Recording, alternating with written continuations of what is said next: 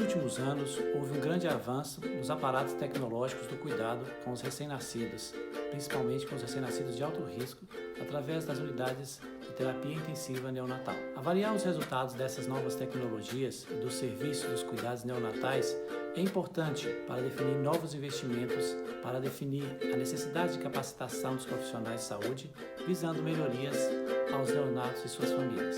Nesse vídeo, vamos destacar os resultados de um estudo que avaliou o impacto da implantação de unidades de terapia intensiva neonatal em serviços do norte de Minas e avaliar também a morbidade de recém-nascidos acompanhados em um serviço específico de ambulatório de segmento de recém-nascidos de alto risco. Avaliamos a taxa de mortalidade infantil antes e após a implantação das unidades de terapia intensiva infantil na região.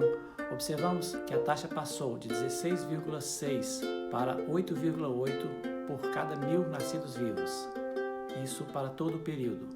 Essa taxa, entretanto, apresentou inclinações diferentes de redução antes e após a implantação das unidades de terapia intensiva neonatal. Naturalmente, esses dados devem ser avaliados com bastante critério, considerando todos os componentes da mortalidade infantil, da mortalidade neonatal e também da mortalidade fetal, que sofrem influências diferentes dependendo do tipo de ação que esses serviços oferecem à região.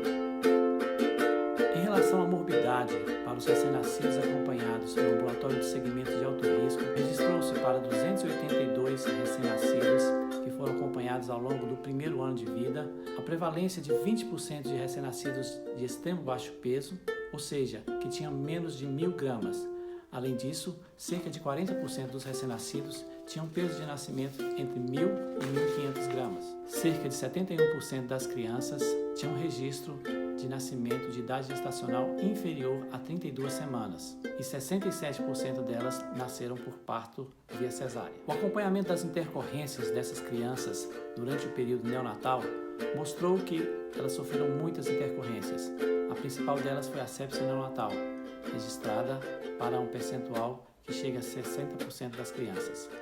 A instabilidade hemodinâmica com a necessidade de uso de aminas vasoativas também foi bastante prevalente.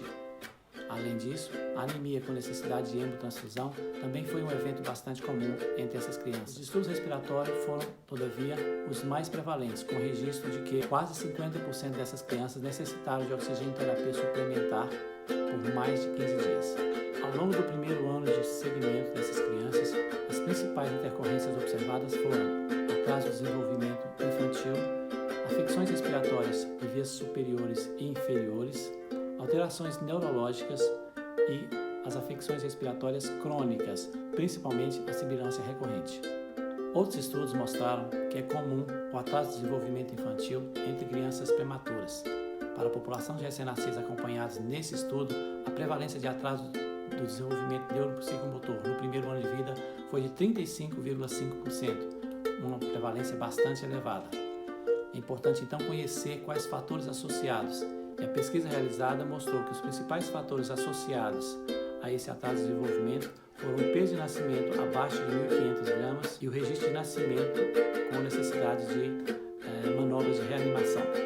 Esses resultados destacam a necessidade de um melhor acompanhamento pré-natal para essas crianças. O estudo avaliou especificamente o grupo de crianças nascidas prematuramente, ou seja, crianças nascidas com a idade gestacional igual ou inferior a 37 semanas. Para esse grupo, que representou um total de 277 recém-nascidos, registrou-se que 1/5 deles era prematuro extremo e mais da metade tinha peso de nascimento abaixo de 1.500 gramas. Entre os distúrbios respiratórios observados para os recém-nascidos prematuros, a sibilância recorrente alcançou uma prevalência de 14,4%, bastante elevada. A sibilância recorrente é caracterizada por pelo menos 3 episódios de sibilância com necessidade de broncodilatadores via oral ou via inalatória ao longo do primeiro ano.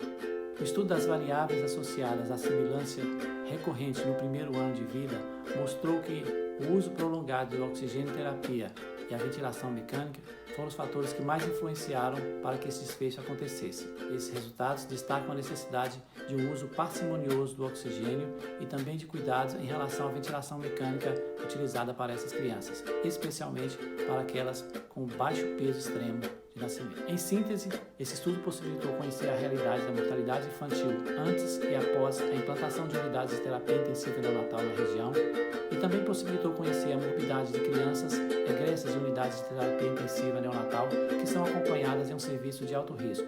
Os resultados desse estudo destacam a necessidade de que os gestores de saúde e os profissionais de saúde sejam orientados em relação aos resultados e ao impacto dessas medidas que estão sendo assumidas nesses serviços.